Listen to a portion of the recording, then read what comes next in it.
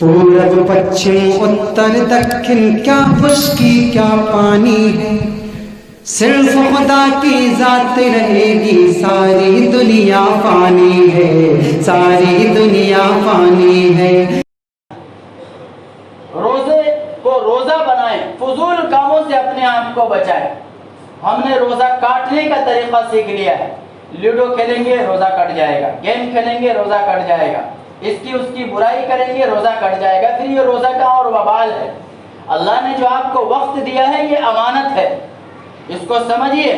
آپ کی جو 60 سالہ 70 سالہ زندگی ہے، اس کا ایک ایک سیکنڈ کا حساب ہوگا، اور یہ مکمل زندگی اللہ کی امانت ہے۔ آپ نے اگر اس کو ضائع کیا، ہم نے اس کو ضائع کیا، تو اللہ کی امانت میں خیانت کی ہے۔ اور پھر جب مجلسیں جمتی ہے روزے کی حالت میں ہم دوسرے کی غیبت کرنا، اس کو ایک بہت اچھا عمل سمجھتے ہیں۔ اللہ کے نبی صلی اللہ علیہ وسلم کی خدمت میں چند صحابہ کرام آئے اور کہا کہ دو عورتوں کا واقعہ بیان کیا، اور کہا کہ یہ دو عورتیں روزہ رکھی ہوئی ہے، اور ان کی حالت ایسی ہے کہ اگر وہ افطار نہ کرے تو ان کی جان نکل جائے گی۔ اللہ کے نبی نے دونوں عورتوں کو بلایا اور پیالہ منگوایا، اور ان دونوں عورتوں کو کہا کہ تم اس کے اندر قے کرو۔ دونوں عورتوں نے قے کیے تو دیکھا کہ اس کے اندر سے گوشت کا لوتھڑا نکلا۔ اللہ کے نبی صلی اللہ علیہ وسلم سے صحابہ کرام نے بہت تعجب سے پوچھا کہ یا رسول اللہ یہ کیا ماجرا ہے؟ اور عورتوں نے کہا کہ ہم نے تو کوئی گوشت کھایا ہی نہیں، پھر یہ گوشت کا لوتھڑا کیسے نکلا، گوشت کا ٹکڑا؟ اللہ کے نبی نے فرمایا کہ تم نے غیبت کی۔ قرآن صاحب کہتا ہے اَيُحِبُّ أَحَدُكُمْ أَن يَأْكُلَ لَحْمَ أَخِيهِ مَيْتًا فَكَرِهْتُمُوهُ، کہ اپنے بھائی کی غیبت کرنا ایسا ہے جیسے مردار کا گوشت کھانا۔ اللہ کے نبی کے زمانے میں عملی طور پر وہ دیکھنے کو مل گیا۔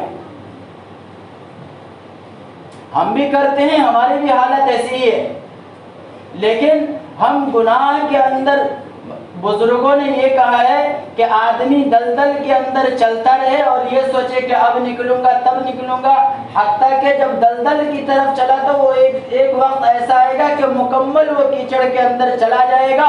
یہی حال گناہ کرتے کرتے ہماری زندگی کا ہو گیا کہ جب پہلا گناہ کیا دل کے اوپر کالا نقطہ 1 لگا، 2 لگا، 3 لگا، پورا دل کالا ہو گیا ہے۔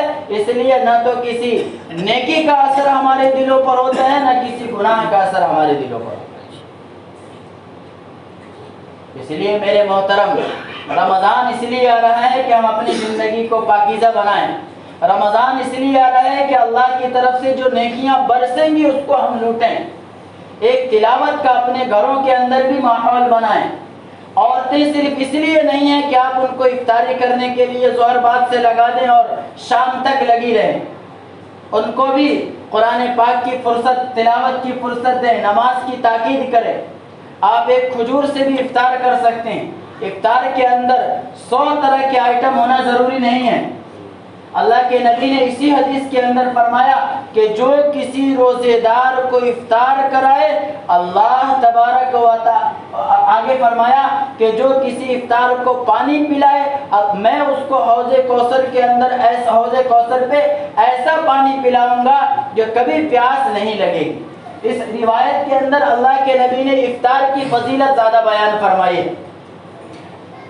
جو کسی روزے دار کو افطار کرائے، صحابہ نے پوچھا یا رسول اللہ ہم میں سے تو ہر شخص ایسا نہیں ہے جو روزے دار کو افطار کرا سکے۔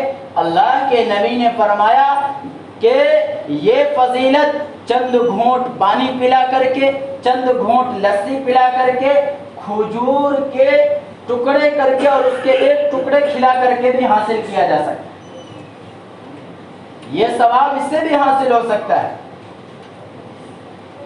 اور ہم نے افطار کا یہ معمول بنایا ہے کہ جب تک کہ دسترخوان پر مارکیٹ کی ساری چیزیں نہیں آئیں گی اس وقت تک افطار مکمل نہیں ہو۔ رمضان کم کھانے کے لیے ہے، رمضان کم سونے کے لیے ہے، رمضان زیادہ عبادت کرنے کے لیے ہے، رمضان زیادہ نفلیں پڑھنے کے لیے ہے، رمضان زیادہ قرآن پاک کی تلاوت کرنے کے لیے ہے، رمضان زیادہ اللہ سے لینے کے لیے ہے۔ جب کم کھائیں گے کم نیند آئے گی، اور اگر سحری میں اتنا ٹائٹ کھا لیں گے کہ ظہر تک سوتے رہ جائیں گے تو آدھا دن تو سونے میں نکل گئے۔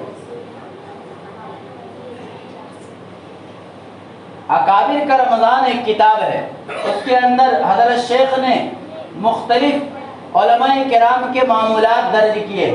میں نے آپ کو بتلایا تھا کہ حضرت شاہ عبد الرحیم صاحب رائے پوری رحمت اللہ علیہ، ان کا معمول یہ تھا رمضان المبارک کے اندر کسی سے میل جول نہیں رکھتے تھے۔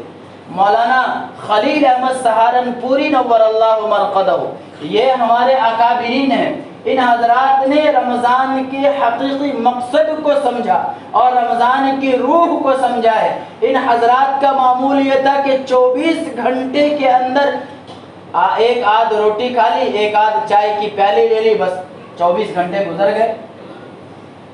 بلکہ بعض بزرگوں کے متعلق لکھا ہے کہ کوئی ملنے والا آتا تھا اور اس انتظار میں رہتا تھا کہ اب نفل ختم ہوگی، تب نفل ختم ہوگی۔ مغرب کے بعد آیا، عشاء ہو گئی، عشاء کے بعد انتظار میں بیٹھا، فجر ہو گئی، فجر کے بعد بیٹھا، اشراق ہو گئی، اشراق کے بعد چاشت ہو گئی، ظہر ہو گئی، عصر ہو گئی، اور ملاقات نہیں ہوئی، واپس چلا گیا۔